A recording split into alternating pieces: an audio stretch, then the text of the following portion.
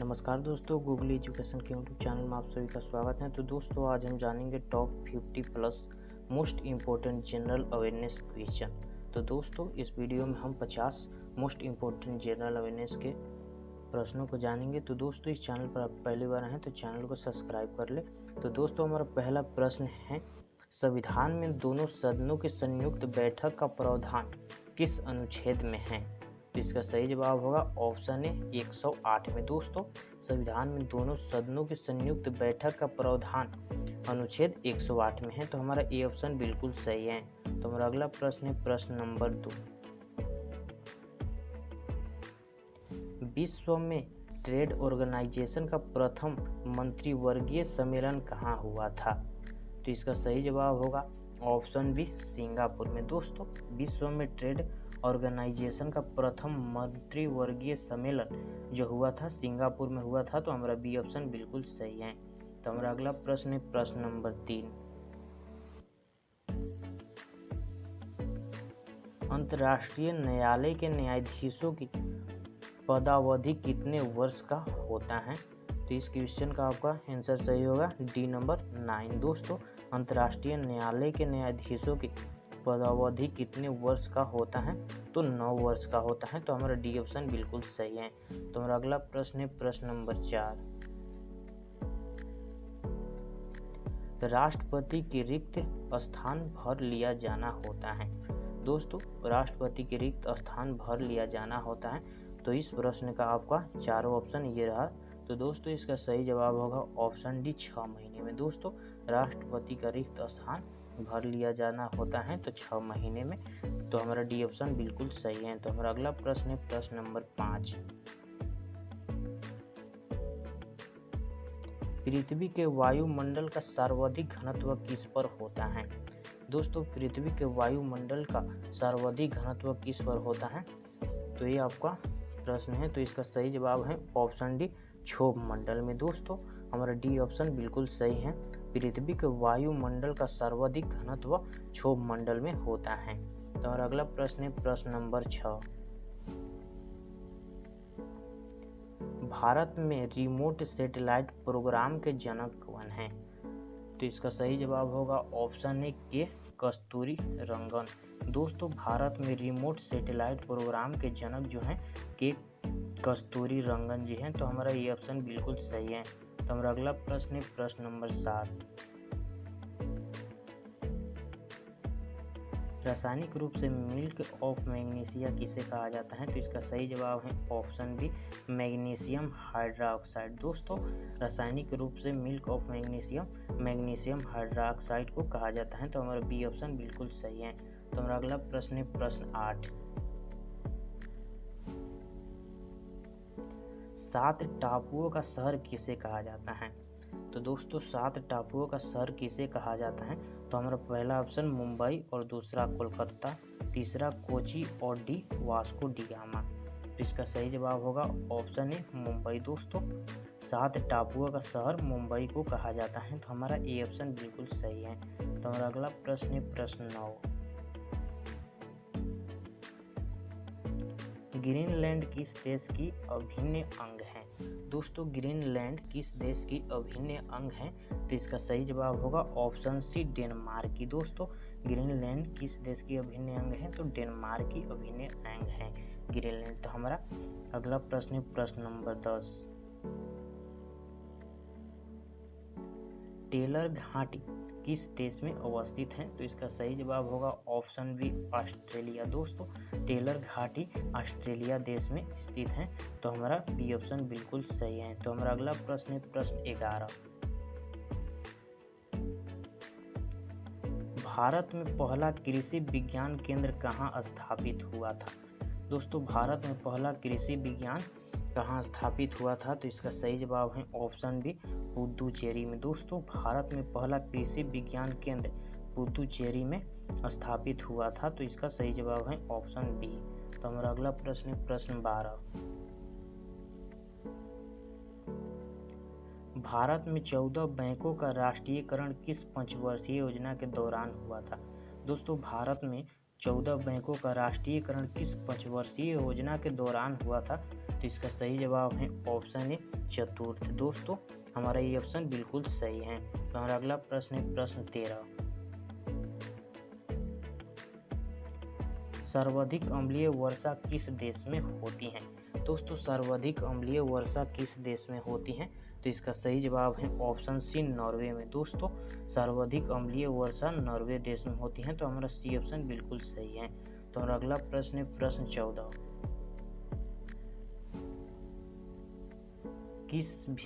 किसी भी विधि के लिए सर्वोच्च न्यायालय में परामर्श मांगने का अधिकार है?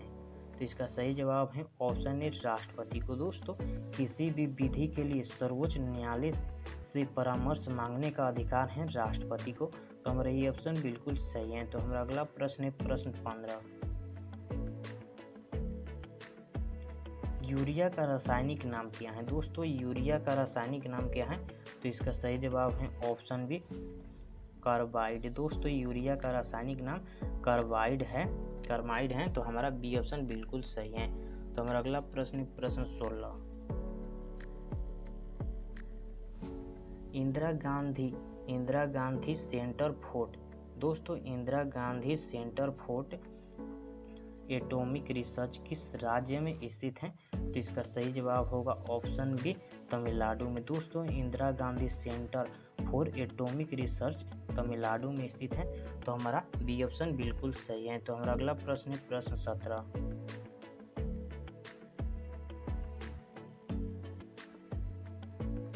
कार्यपालिका का प्रमुख कौन होता है? दोस्तों कार्यपालिका का प्रमुख कौन होता है? तो इसका सही जवाब है ऑप्शन बी राष्ट्रपति। दोस्तों कार्यपालिका का प्रमुख राष्ट्रपति होते हैं। तो हमारा बी ऑप्शन बिल्कुल सही है। तो हमारा अगला प्रश्न है प्रश्न 18। राष्ट्रपति लोकसभा भंग करते हैं। तो इसका सही जवाब है ऑप्शन सी प्रधानमंत्री की सलाह पर अनुच्छेद 85 के तहत। तो हमारा सी ऑप्शन बिल्कुल सही है।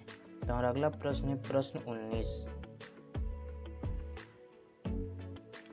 भारत में सबसे पहले विद्युतीकरण निम्न में से किस शहर में हुआ था? तो इसका सही जवाब है ऑप्शन सी कोलकाता में। दोस्तों भारत में सबसे पहले विद्युतीकरण निम्नलिखित में से किस शहर में हुआ था? तो कोलकाता शहर में हुआ था। तो हमारा सी ऑप्शन बिल्कुल सही है। तो हमारा अगला प्रश्न है प्रश्न 20। बौद्ध धर्म कब बंट गया? दोस्तों बौद्ध धर्म कब बंट गया? तो इसका सही जवाब है ऑप्शन सी चतुर्थ बौद्ध संगति।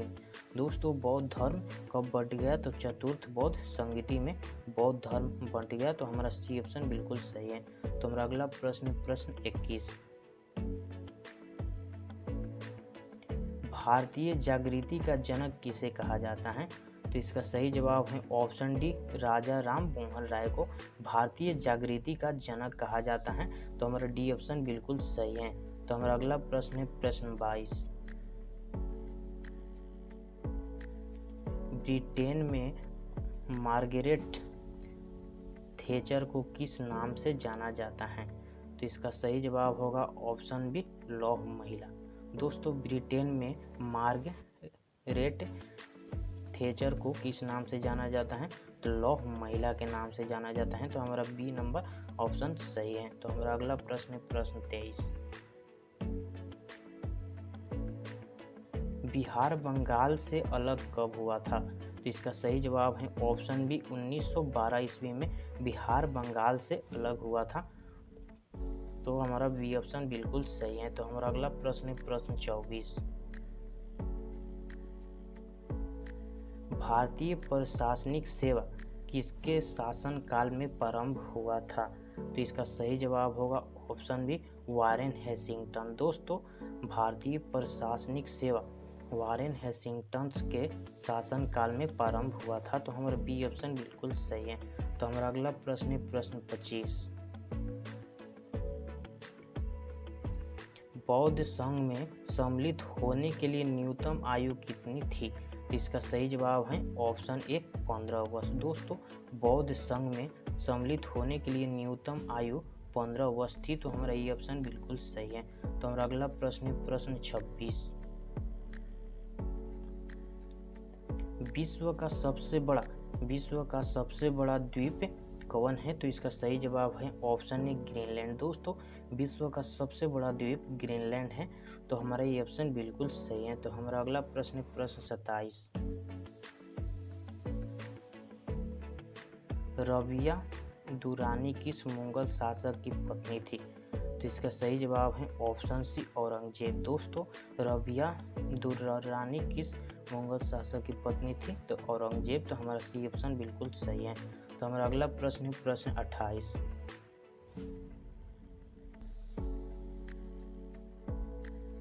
किस गुप्तकालीन शासक को कविराज कहा गया है? तो इसका सही जवाब है ऑप्शन सी समुद्रगुप्त को।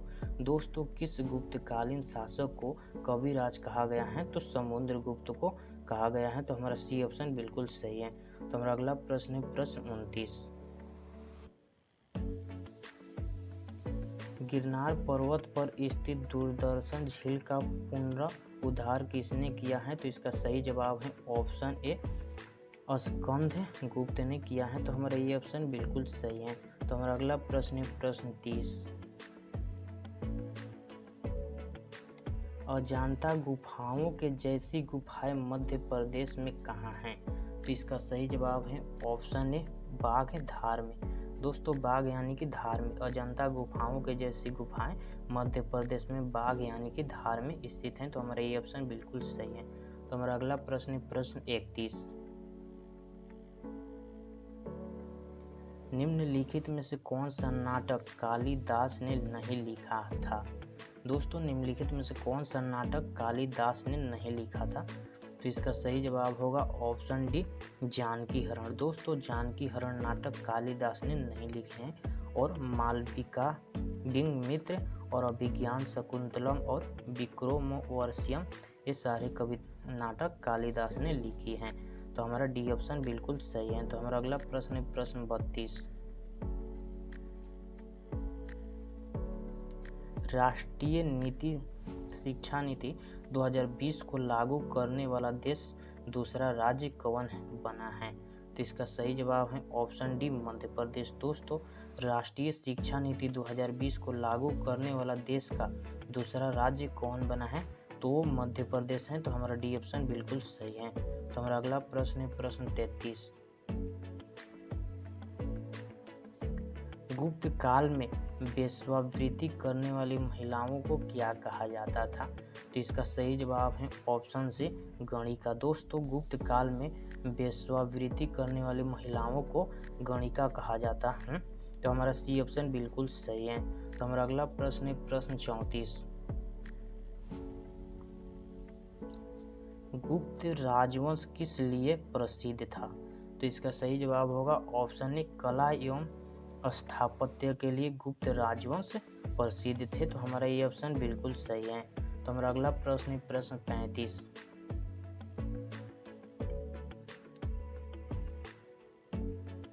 शिवाजी की मंत्री परिषद में प्रधानमंत्री को क्या कहा जाता था? तो इसका सही जवाब है ऑप्शन बी पेशवा। दोस्तों शिवाजी की मंत्री परिषद में प्रधानमंत्री को क्या कहा जाता था? तो पेशवा कहा जाता था। तो हमारा बी ऑप्शन बिल्कुल सही है। तो हमारा अगला प्रश्न है प्रश्न 36।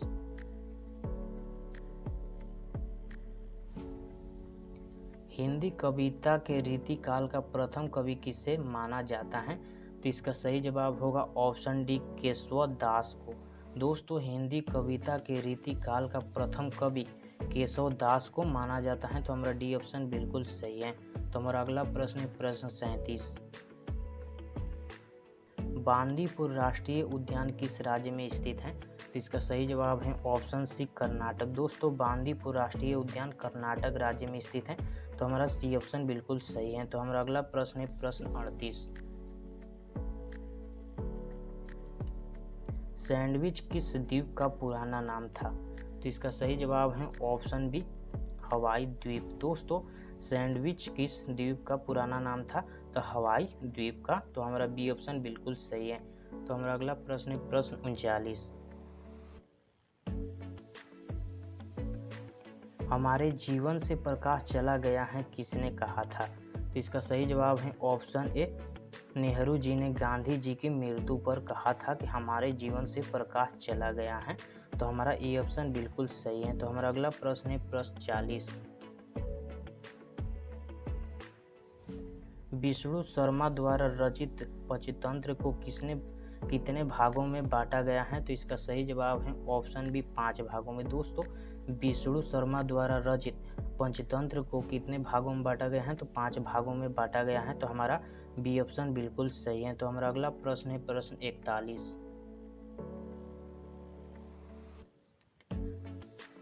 दशावतार मंदिर किस नदी के तट पर स्थित है? तो इसका सही जवाब है ऑप्शन डी बेतवा। दोस्तों, दशावतार मंदिर बेतवा नदी पर स्थित है। तो हमारा डी ऑप्शन बिल्कुल सही है। तो हमारा अगला प्रश्न है प्रश्न 42।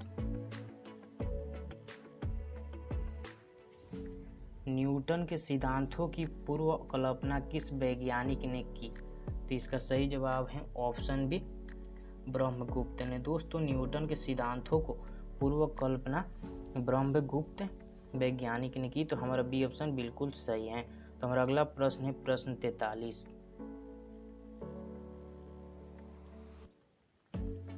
निम्नलिखित में से किस प्रक्रिया में ऑक्सीजन को हवा में छोड़ा जाता है? तो इसका सही जवाब है ऑप्शन सी प्रकाश संश्लेषण। दोस्तों, प्रकाश संश्लेषण प्रक्रिया में ऑक्सीजन को हवा में छोड़ा जाता है। तो हमारा सी ऑप्शन बिल्कुल सही है। तो हमारा अगला प्रश्न है प्रश्न 44। भारत का योजना आयोग किस वर्ष में स्थापित हुआ था? तो इसका सही जवाब है ऑप्शन ए 1950 में। दोस्तों, भारत का योजना आयोग 1950 ईस्वी में स्थापित हुआ था। तो हमारा ई ऑप्शन बिल्कुल सही है। तो हमारा अगला प्रश्न है प्रश्न 45। पश्चिम बंगाल की सीमाएं कितने देशों के साथ लगी हुई हैं? तो इसका सही जवाब है ऑप्शन सी 3। दोस्तों, पश्चिम बंगाल की सीमाएं टोटल 3 राज्यों के साथ लगी हुई हैं। तो हमारा सी ऑप्शन सही है। तो हमारा अगला प्रश्न है प्रश्न 46। भारत की स्वतंत्रता के समय गवर्नर जनरल कौन था? तो इसका सही जवाब है ऑप्शन डी लॉर्ड माउंटबेटन। दोस्तों, भारत की स्वतंत्रता के समय गवर्नर जनरल लॉर्ड माउंटबेटन थे। तो हमारा डी ऑप्शन बिल्कुल सही है। तो हमारा अगला प्रश्न है प्रश्न 47। भारत के किस राज्य में विश्व का सबसे बड़ा थोरियम का भंडार मौजूद है? तो इसका सही जवाब है ऑप्शन ए केरल। दोस्तों, भारत में केरल राज्य में विश्व का सबसे बड़ा थोरियम का भंडार मौजूद है। तो हमारा ये ऑप्शन बिल्कुल सही है। तो हमारा अगला प्रश्न है प्रश्न 48। रंगभूमि किसकी रचना है? तो इसका सही जवाब है ऑप्शन सी मुंशी प्रेमचंद। दोस्तों, रंगभूमि मुंशी प्रेमचंद की रचना है। तो हमारा सी ऑप्शन बिल्कुल सही है। तो हमारा अगला प्रश्न है प्रश्न 49। मनुष्य के सूंघने की क्षमता को नियंत्रित कौन करता है? तो इसका सही जवाब होगा ऑप्शन सी घ्राणेय पाली। दोस्तों, मनुष्य के सूंघने की क्षमता को घ्राणेय पाली नियंत्रित करता है। तो हमारा सी ऑप्शन बिल्कुल सही है। तो हमारा अगला प्रश्न है प्रश्न 50।